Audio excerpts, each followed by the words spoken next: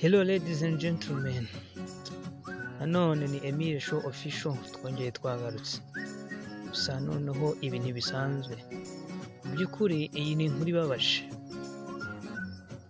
Kuri uyu munsi wa gatatu ahagana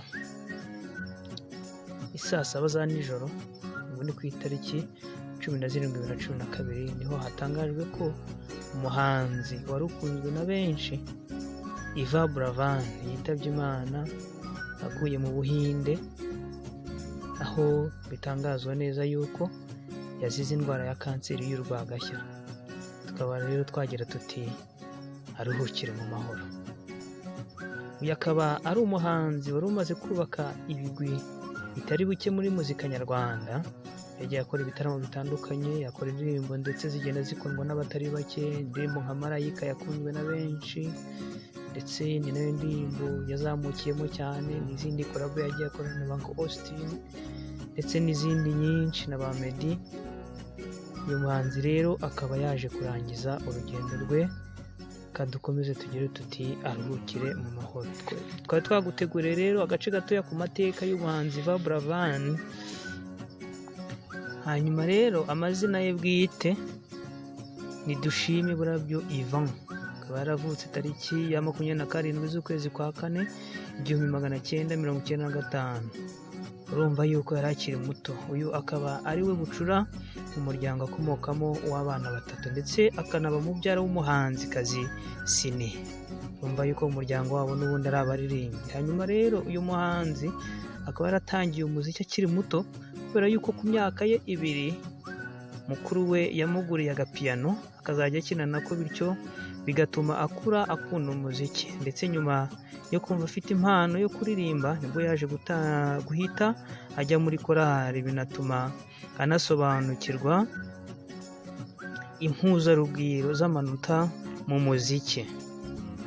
Hanyuma gusa afite imyaka ye 14 niho yaje gutungurana mu marushanwa ya sosiyete imwe y'itumanaho hano mu Rwanda, bityo akaba uwa kabiri mu gihugu muri ayo marushanwa yo kuririmba.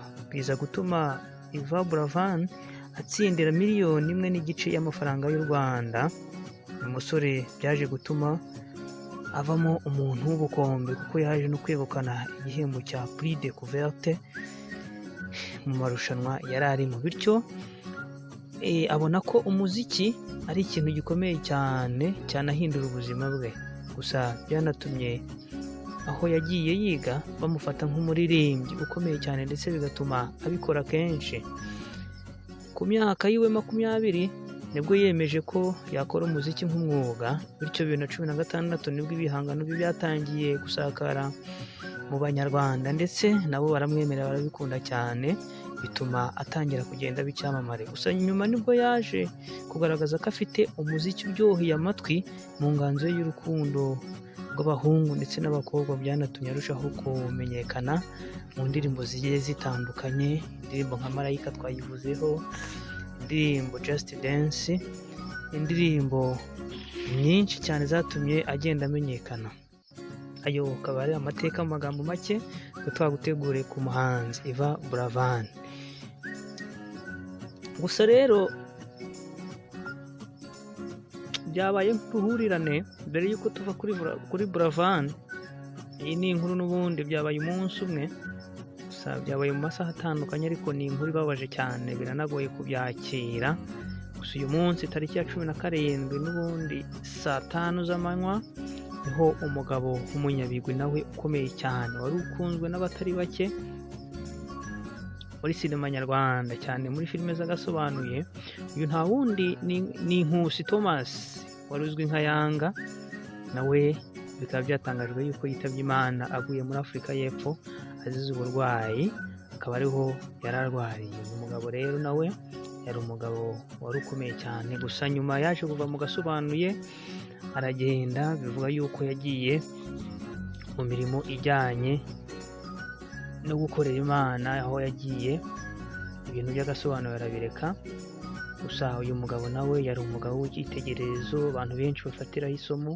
Tukaba rero twagira tuti nawe aruhukire mu mahoro. Muri rusange rero aba bavandimwe bacu bitabye Imana, abangaba